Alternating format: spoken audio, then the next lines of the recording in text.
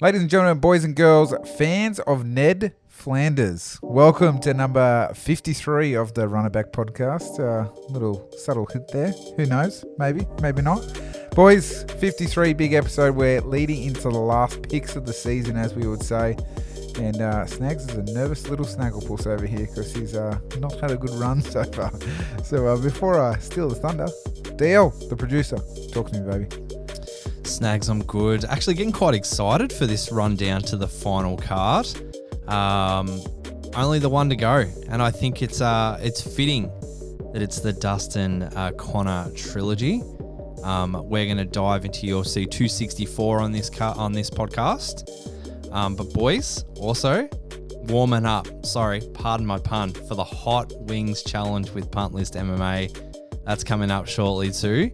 I think they've actually roped in Drew Dober as well to do the challenge as well, which is a little bit crazy.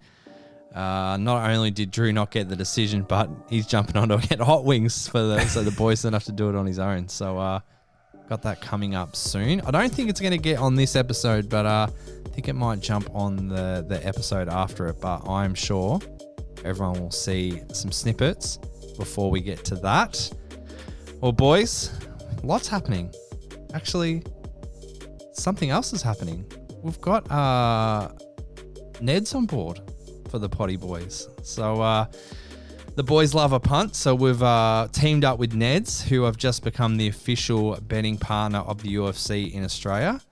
So boys are bringing a little flavour to Neds, a little bit of RIB flavour. So we'll be dropping a weekly blog on the Neds website.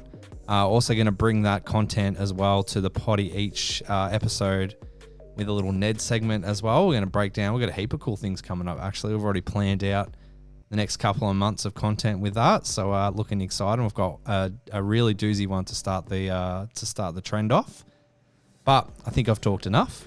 So patiently waiting in the wings is Stoney. Stoney, how are you, mate? Doing very good, DL. Mate, you are just getting me more and more amped up every week when you just announce to the world what we've got coming up in the world of Run It Back.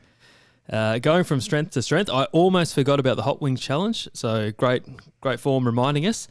Great form from Drew as well. You know, he cost the boys the little wager, and he's jumping on to take the penalty. That's great form. We're already a big fan of Drew Dober, but cannot wait to see him absolutely suffering this weekend with sweat dripping from that chiseled chin of his, DL. Oh, yeah. He's a good-looking bloke. Bloody hell, look out. Well, Snags was definitely sweating when DL, or like I like to call him now, the wolf of Run It Back Street, sent some info our way in terms of the Ned partnership. Boys are absolutely stoked about it and super hyped as well. Another man that's hyped from the leaderboard perspective, Statman, talk to me. I'm anxious for this card. I'm very excited for the championship to be mine. Hopefully, I'm about as anxious as I was watching the Drew Dober Brad Riddell fight go down to the wire.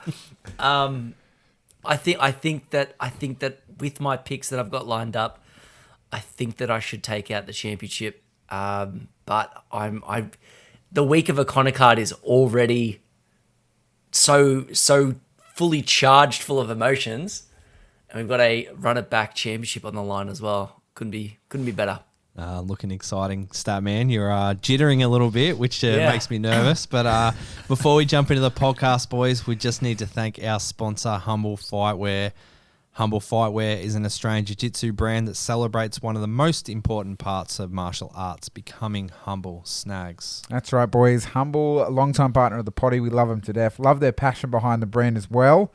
And, mate, the journey that they continue to take us on with them, the quality of the gear, 110%. Snags signs off every day of the week, just like he buys a fillet of fish at Macca's, mate. He will never buy a different rash guard other than Humble.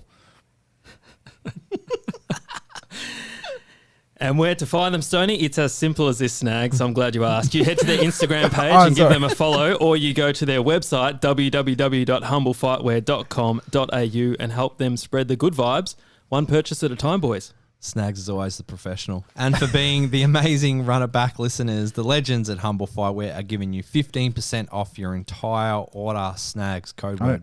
I don't think I've ever read from the script, boys, but code word RIB15. That's RIB15 at checkout. Tell them the boys sent you. Let's get after it. Boys did announce that we're coming up to the not final game of Harvey Snags, but going to play one more Family Feud this week, and then going to rotate it next week. Snags got a new segment coming up next fortnight, I should say, and it's going to be a cracker. Get your spell books out, mate, because it's like playing Sudoku and a crossword at the same time. Boys probably excited by that, but boys, one of the last weeks of Family Feud, so welcome, and I've treated the boys to a specific one that I think might favour the producer. Who knows? But boys, we might get the boys to choose their own buzzers this fortnight. Statman, considering, what's the buzzer, mate? Stats. Very generic from you. That's what I like to hear. Might suit this one, mate. That might actually be an omen for this. Statman, thank you so much for the stats. Stoney? No worries. Might go a bit of and still, just as a shout out to the leaderboard. Statman, you know who the reigning champ is. And still, get those tiny hands out for that belt, baby, because that's how big it is. And giant hands, small belt. How funny. DL, what do you got for us? I might go Neds. Oh, Neds, Stay on throwing it out there. So we've got stats, and still, and Neds. Boys, you know the rules. We've got 10 things. I've surveyed over 74 people across Victoria and Tasmania for this question, and it goes into the realm, into the depths of the podcast and the picks that we've had in the Book of Snags. So, boys, welcome. Now, tell me, what is something you would find at an MMA event? Neds. This is made for you, baby. Perfect. Give it to me. Give it to me. Seats is on the list. It's on. Seats is on the list. Yeah. Oh, shit. What number is it? It's number 5. I was going to put it as number... I mean, the fans nearly got it at number 1, but I only surveyed 74. Yeah. Stoney, we might head to you next, mate. Fans. Fans is on the list. You number just gave 8. it away. You just said it. What? You just said fans was on the list, and that's why I chose it. Did I? Yeah, ruined my... Oh, it's number 8, so you still didn't beat the producer, I'm mate. still in there. Yes, Unlucky. Statman, I don't know if I can even talk without giving away anything, but go ahead. Beer. Oh, beer is on the list, and it comes at number 3. Yes. Oh, I'm sorry, producer DL. That's Backfired on me massively. Okay, well, Statman, we've had seats number 5, fans number 8, and beers number 3 taken. You need 2 more right answers to take the win. I think you're still negative 400 or something on this game anyway. So, mate, hopefully I missed one game, and I'm completely out of the tournament. yeah, see you later. Hit me. Fighters. Fighters is on the list. Actually went logical, and the fans gave that number 1. Oh, well done. Can't have an MMA event without fighters, I guess. Pretty shit event. Yeah, it would be a very awkward event. Okay, hit me. 2 more. 2 more. Judges. Judges is not on the list. That's a Shit. good one, though. The fans should have known that one. DL. Sorry. Okay, you got 1 more wrong, I think, and then we got to pass. Wait, is it 1 wrong, then we Yeah, pass? 2. on? No, 2. 2. I forget my own rules. 1 more wrong, 1, mate. You're done. Oh, fuck. I don't know. I don't even know. Cage. Cage is on the list. Number 2. 1 more. still alive. One more. One and you're more? I'm going to pick minus- the whole fucking list, man. 1 more and you're That's at 10 minus answers. 399. Ring girls. Ring Girls is on the list. Oh! He's got it. Sorry, boys. So we've gone, I'll go from 1 to 10 this time. I've gone fighters. I mean, the fans have gone fighters, cage, beers, ring girls, seats, food, announcers, fans, coaches, and tap out / affliction t-shirts. Should have been number 1. Should be number 1. Yeah, boys, thanks for playing. We're doing an event. Are we doing the Greyhounds? Sorry. I think we had that ended in Stoney DL tied at 72 points and Statman at minus 399, boys. So next time we play, who knows what the point score would be. But thanks for playing along, Harvey Snags.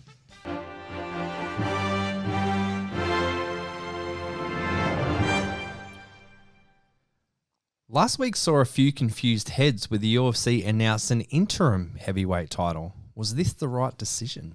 Snags will say a little bit of yes, a little bit of no. I think they're trying to keep it active and keep it relevant for the fans, trying to get a fight in before the full fight. So I'm going to say Switzerland, baby. I don't know. Is it Switzerland's on the fence or Sweden? Yeah. Switzerland. Switzerland. The neutral guys. Yeah, got it. Love the fight. Don't know about moving on Francis, because he's such a. If they want to build the heavyweight division, Francis Ngannou seems like the right person to do it around. So it was interesting that they've moved on so quickly from the big lad. But looking at the glass half full, absolutely love the fight. I reckon it's going to be a cracker of a fight. So I'm just going to, get past this whole interim belt thing, because it's just weighing down what's otherwise going to be a great fight. Ngannou won the title 3 months ago. He was good to fight in September. UFC wanted August and he didn't want to push it. So they created an interim title, which is fundamentally ridiculous considering you have Stipe Miocic out for a year and they didn't create a title. And you've got a guy ready to come back a month after they wanted it. I think it has a lot to do with the Houston stadium and obviously Derek Lewis being from Houston. They wanted to keep it there, and they've just signed on a big deal with them, so maybe it was tied in for a title fight. Let's get listeners. Yeah, 60% not a fan. 40% though, so still keen.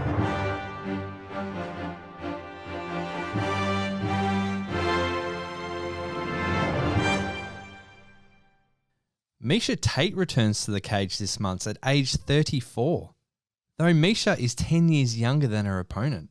Are we excited to see a return of one of the OGs in the women's UFC division? And what should we expect? Look, Snags is excited. I know Stoney will be as well. First time we've both been excited for the same thing since 1974. But look, I think from my perspective, she's going to get it done. I've seen the videos, seen the training, seen the passion in terms of the comeback. And what would be better than a Miesha Tate win? Snags does not know. But I'm expecting the W. 100%. Expecting the WDL. Might be 34, but is in career best shape. Like that, we go back 10 weeks, and I was looking at Miesha Tate thinking she looks like a fit mum, but not an elite fighter. The last 2 months, her transformation has been phenomenal. I cannot wait to see her get in there. She will get this one done. She's got big aspirations. I thought when she left the sport, the time was probably right. The writing was on the wall. She seemed to be just at that point where she was very close, but not quite there as Amanda Nunes was taking over and knocking everyone off. She's got aspirations to try and avenge that loss. I'd have grave concerns if Miesha Tate was to step in with Amanda Nunes anytime soon, but she'll get this one done, and here's to a few more fights in the UFC. Yeah, absolutely. I think Marianne Reneau is a perfect comeback fight for Miesha Tate. I'm excited. She's taken a few years off. Stoney, I think, kind of hit the nail on the head there. I think she was perhaps burnt out a little bit. She's been competing professionally for many, many years. These last few years off, hopefully recharge the batteries, and we might not see her back in peak form, but I reckon she's got another couple of fights in her and another couple of good performances. How many fights she got on her contract? Has she got 6 or 5? It's something ridiculous. Crazy, isn't it? It's a lot. It's a big commitment. Is that a re-signed contract or is that a it's her original contract, existing contract? Or Jesus before Christ! She left. It's when she left, and when she went to ONE FC, it was under proviso that if she was ever to return to competition in any form, it had to be under the UFC banner. So, here we are. Let's go listen. Yeah, pretty resounding. 90%. Pretty keen on seeing Miesha back into the cage. So 10%. Pull you in. Jesus, that's what we really think. All right, boys, we like to go a little bit local sometimes on Hot Take. We have an Eternal 61 event this month, July 17th on the Gold Coast. Let's get some early prediction, boys. Don't need a breakdown, just need some names. Oh, Snag's got 3 names for you, boys. I've got Diego to get the win. I've got Paul Logo to get the win as well. And then I think we're going to have a new champion in Mumford get up over Dan Hill. Nice. So that's Snag's 3 quick picks. Are we doing picks or just general chit-chat? 3 picks, mate. Diego again. Going to go Paul Logo and Dan Hill. I thought both Hill and Brenton Mumford, super impressive up on the Gold Coast. Both had fights where they each faced a bit of adversity with that dreaded canvas, but they weathered the storm. They showed a lot of composure, particularly Dan Hill. Things weren't going completely his way at the start of the fight against Josh Togo, but yeah, super, super impressed with everything Dan Hill stands for. I think he gets this one done, boys. Yeah, and I'm going. I mean, it's the reason why we're tied at the top of the leaderboard. I'm going the exact same picks: Pahaya, Loga, and Hill. Well, you guys just send picks in the fucking mail or something to each other. Absolutely, not just those kind of picks. Jesus Christ. He just winked. Hey, Kind of picks. nudes by snail mail, man. Fucking the anticipation. Snags is running dial up where he is. Sorry, boys. Snags are on dial up on more than one thing.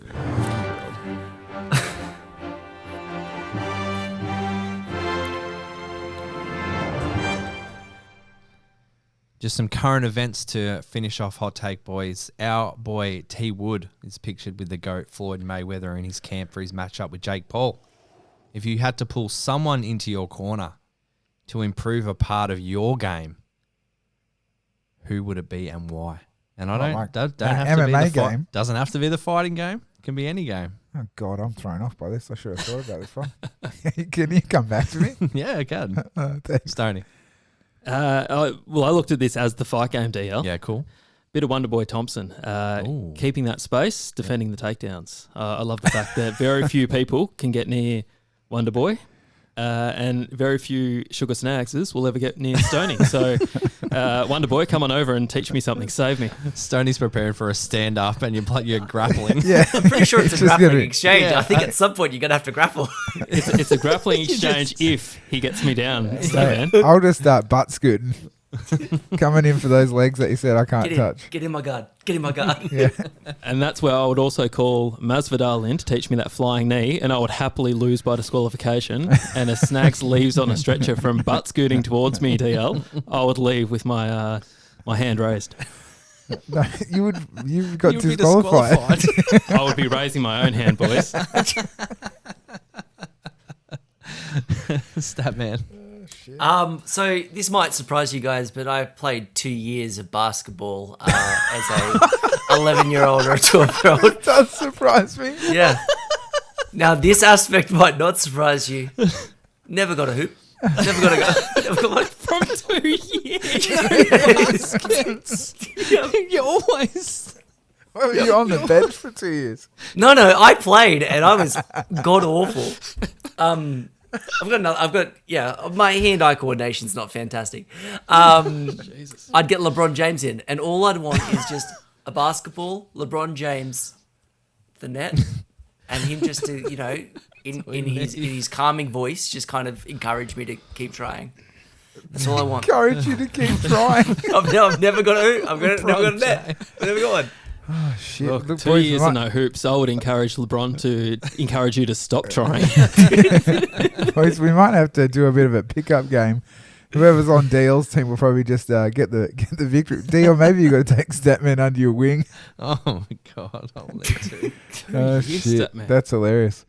Well, boys, I think I would go into the realm of mental toughness if I have to face Stoney and Wonderboy Thompson, and thinking about how I can continue to move forward, and I would get the freak himself, David Goggins, on my side. Goggins. New segment on the potty this week, boys, brought to you by Neds. As I mentioned at the start of the potty, the boys love a punt, so we've teamed up with Neds, who have become the official betting partner of the UFC in Australia. We're going to be doing a weekly blog, which should be up Thursday or Friday this week on the Neds website.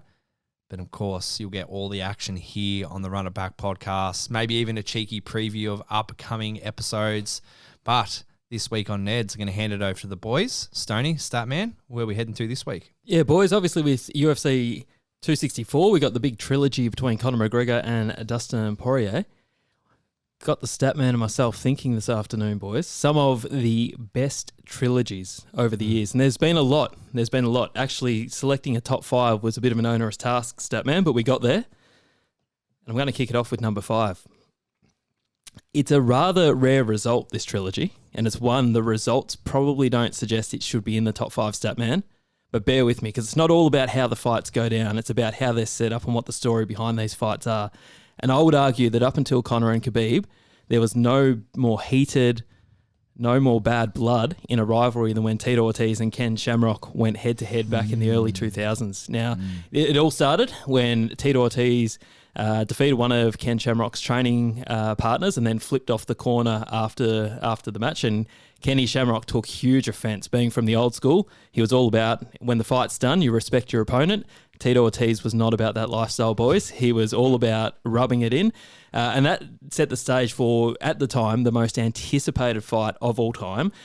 Ken Shamrock coming back from a lengthy stint in WWE.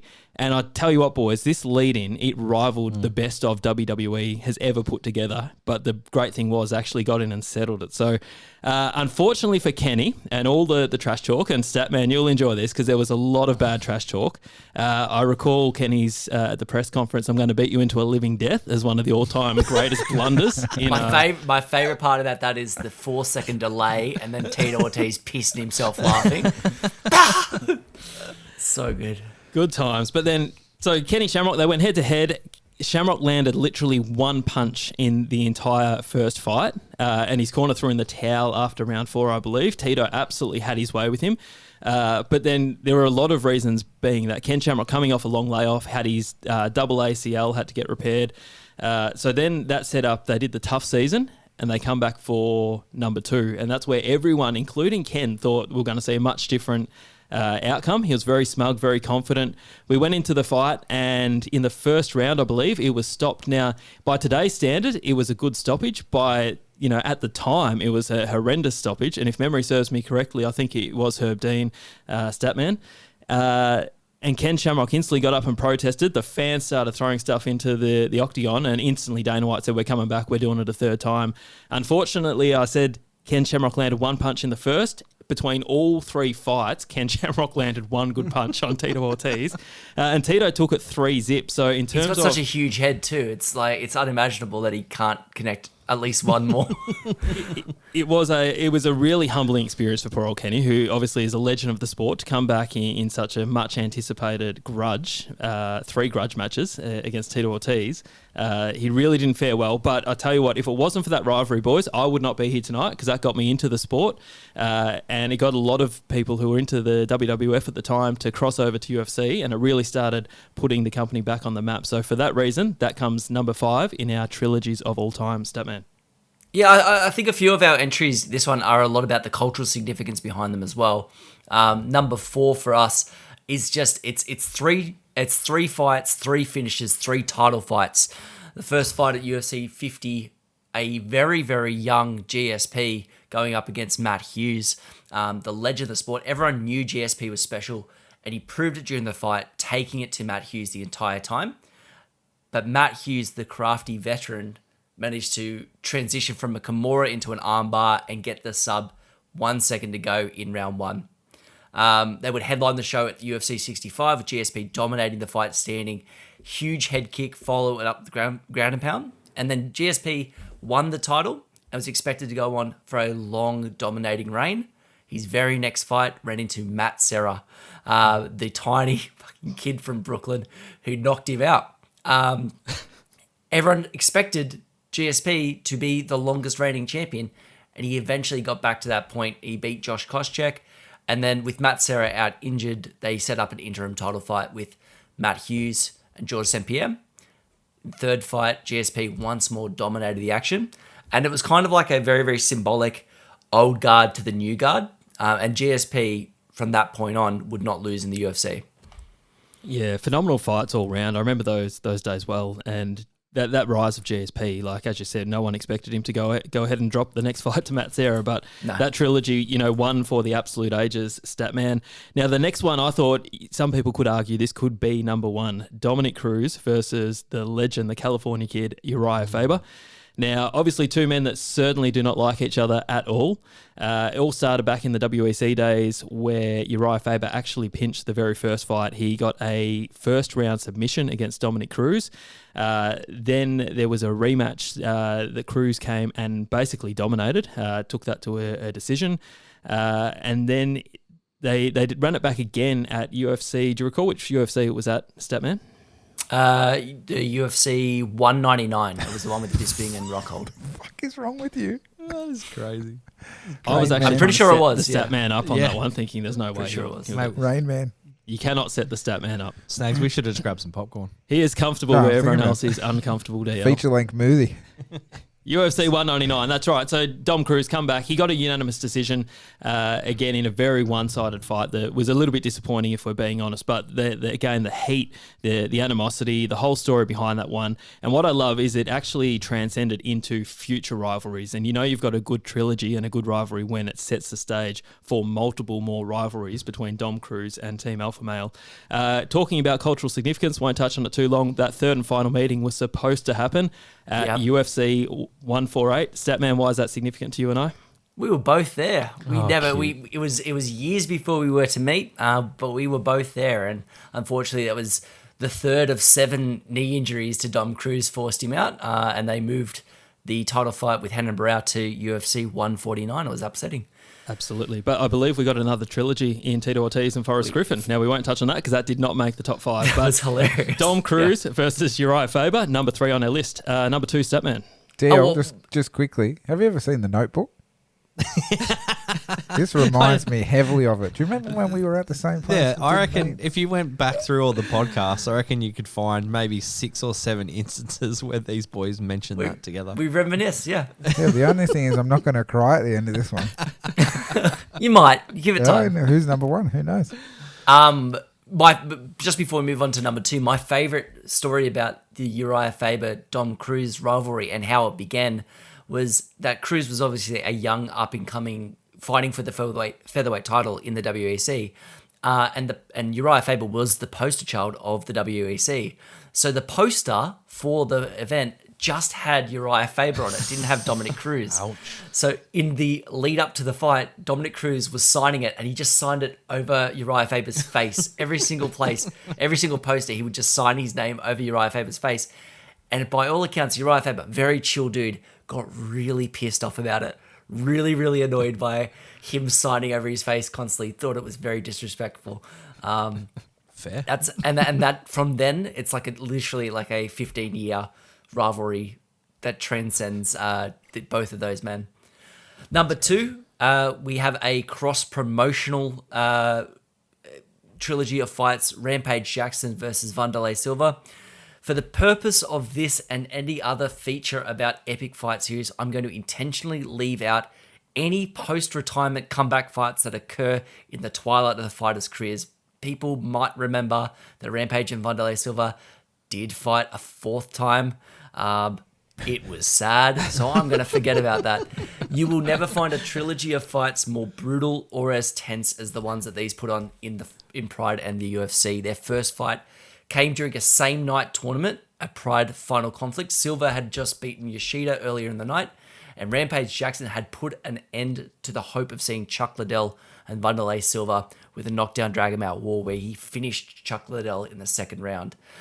The other thing was that these guys fucking hated each other, and Silva would take the first 2 fights with the brutality of knees, Muay Thai clinched knees to the dome. I still remember the image of Rampage, who was fresh coming off his powerbomb victory over Ricardo Arona, unconscious, stiff as a board, gently bouncing off the ropes like a trampoline, after a Muay Thai clinic just got performed on his forehead. The third fight, of course, moved over to the UFC, featured much tension in the face-off the weigh-ins, and the face-off in the cage was the tension was palpable. The ending came brutally there too. Rampage managed to deflect a errant hook, score the knockdown, and meanwhile the referee was trying to call off the fight. Rampage decided to punch the dude 4 or 5 more times in the face. Didn't get censored for that, but he probably should have been, because that was pretty brutal. People go off about Dean Henderson and Michael Bisping. What's that, sorry? As were the times. That sort of behavior was a lot more tolerated. Hey, just quickly, speaking of sad and trilogies, Chuck Liddell and Tito Ortiz, I forgot they went to a trilogy. Yeah. But for sadness factor, we'll leave that one off the list too. Yeah. Good segue into the reigning number 1 stat man, Chuck Liddell and Randy Couture. Now, 2 of the biggest names in light heavyweight history finally met inside the octagon at UFC 43 2003, boys. We are going back in the archives. Liddell was riding an incredible 10-fight win streak Randy Couture was coming off a 2-fight losing skid. They set up an interim title, and Randy Couture used his wrestling, took Liddell down, and finished Liddell from the top mount position in the third round. He then went on to unify the title against Tito Ortiz at UFC 44, and then Liddell worked his way back, got the title shot against Randy Couture. They fought a second time. Chuck Liddell knocked him out, as he did to everyone back then with his vicious right hand. The rubber match eventually went down at UFC 57, where Liddell defended his light heavyweight championship for the second time. Randy Couture, God bless him, showed heart, but ultimately it was Chuck Liddell connecting with a huge right once again that dropped poor old Randy, finished it off with an onslaught of punches, and that goes down in the history books, boys, as the run-it-backs #1 trilogy of all time. Yeah, for good reason too. The significance of it, like a few points there. Randy Couture, when he beat Liddell for the first time, became the first fighter to win a belt in 2 divisions. He won the light heavyweight title. The second fight was just after the first season of The Ultimate Fighter, and it more than doubled the highest buy rate that the UFC as a company had ever had.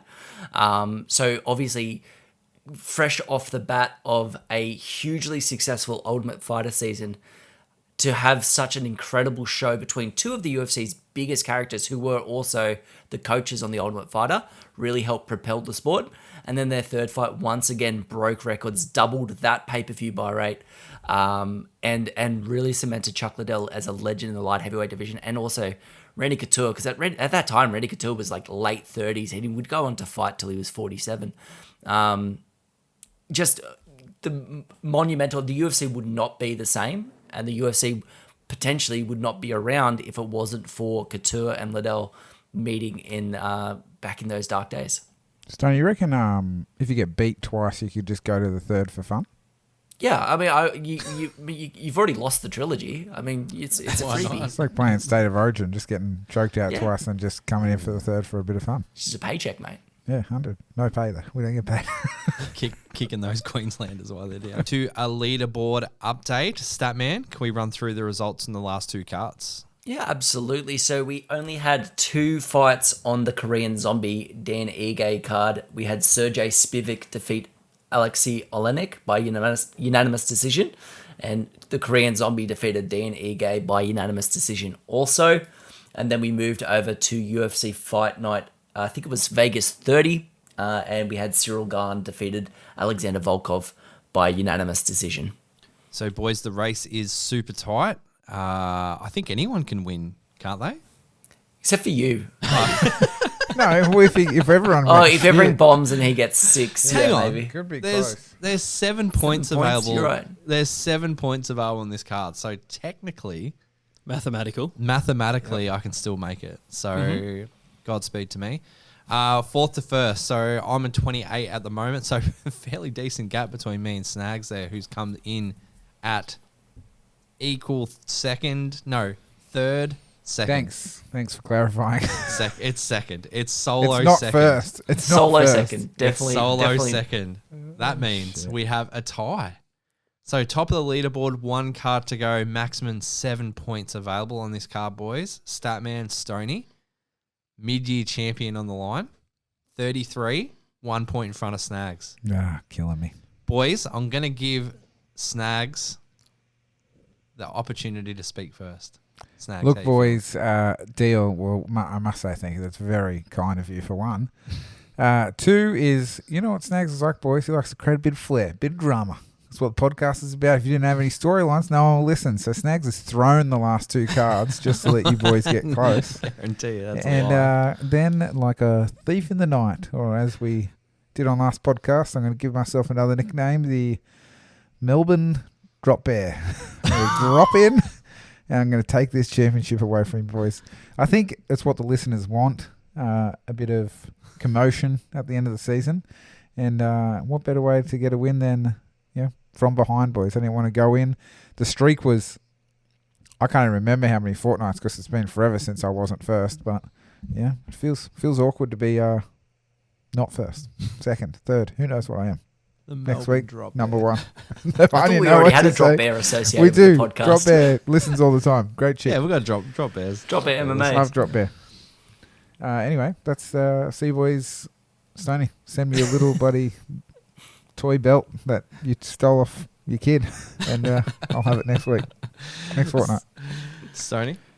I just think how ironic it is. Statman and I formally tied last year, but I held on, obviously, for leading into the final card. So here we are, some 18 months since we started this, and Statman and Stoney are all square. It's fitting. Yep. Statman. Yeah, honestly, I'm so sorry, Snags, but in the lead up to this card, I just didn't even consider you. Stoney, you've been a great competitor. I'm really, really excited to go head to head. I think it might even come down to like the last couple of fights on the last card, which is very, very exciting. Hey, you guys will choose the fucking luck. same person anyway. Good luck. This is going to be the most boring. It'd be a tie, and you guys would be running over the finish line together holding hands. Oh, mate. Well, I mean, that's how you Guys, know we who won. your real good mates are during the cross country when like you're like starting to Mate, you fade a shouldn't little shoot a bit, and someone basketball looks hoop. back You at you didn't and is do like, well "Come in on, cross Craig, country. you got this. You can do this." What was your cross country form like, Statman? I actually competed in biathlon, so I was pretty solid. I was good. Is that when you shoot a gun? No, that's a decathlon, There you go. mate. It was swimming and running. Isn't that pentathlon or something? Billy Madison, that's where we are. We I are thought coming. it was a Swimming and running, and I was actually pretty decent at at long quadathlon. distance. I thought it was called. Check out our spin-off podcast, the Tokyo Games with the Run It Back Boys. Absolutely, as long as It's don't a select me nightly for basketball, podcast. mate. Nightly podcast during the games. Yeah, killing it. Snags is the debate team. We're starting off with a podcast favourite bantamweight bout between Sugar Sean O'Malley and Chris Moutinho.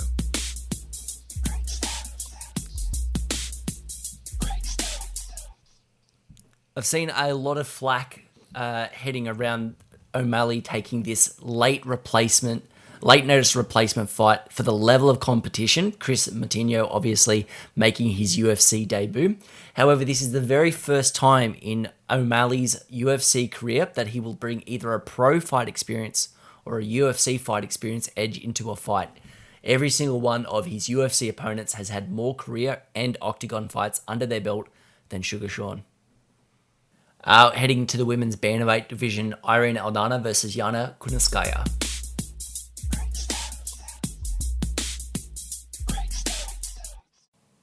Irene Aldana only discovered that MMA was a sport after her 22nd birthday, began training at 23, when a lot of fighters were beginning to make their moves as prospects. Her opponent Kunitskaya had already had 2 professional bouts around the time that Aldana first found out that the sport existed at all. We've got a heavyweight bout between Australians' own Tai Tuivasa and Greg Hardy.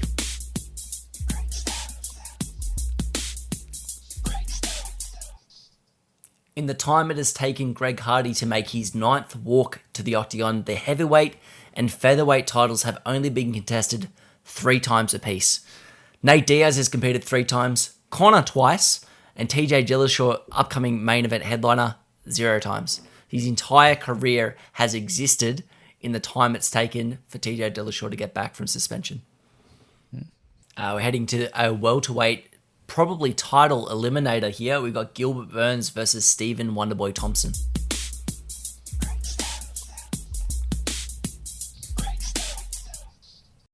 Despite over 30 KOs in kickboxing, that hasn't necessarily translated to MMA for Stephen Wonderboy Thompson. Big KO victories over Robert Whittaker and Jake Ellenberger earlier in his UFC run helped mask the fact that 7 of his 8 last fights have all made it to the judges' scorecards, and the one fight that didn't was actually a KO loss to Anthony Pettis. It's time! Ladies and gentlemen, the last fight in the tournament, the mid-season break, we have Dustin Poirier and Conor McGregor in the lightweight division.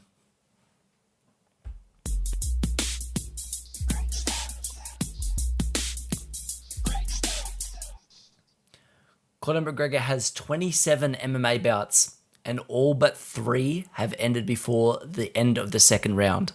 He has been to decision twice against Nate Diaz and Max Holloway, and his latest finish was against Khabib, where he was finished in the 4th.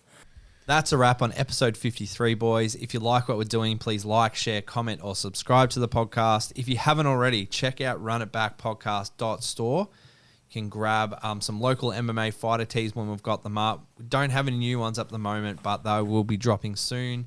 Our own merch is up there as well. You can even pick up locals only merch, or the OG logo tees as well are on there. That's episode 53, boys. I'm producer DL. I'm Sugar Snags. I'm the Statman. My name is Stoney. And we'll run it back with you all on the next Run It Back podcast.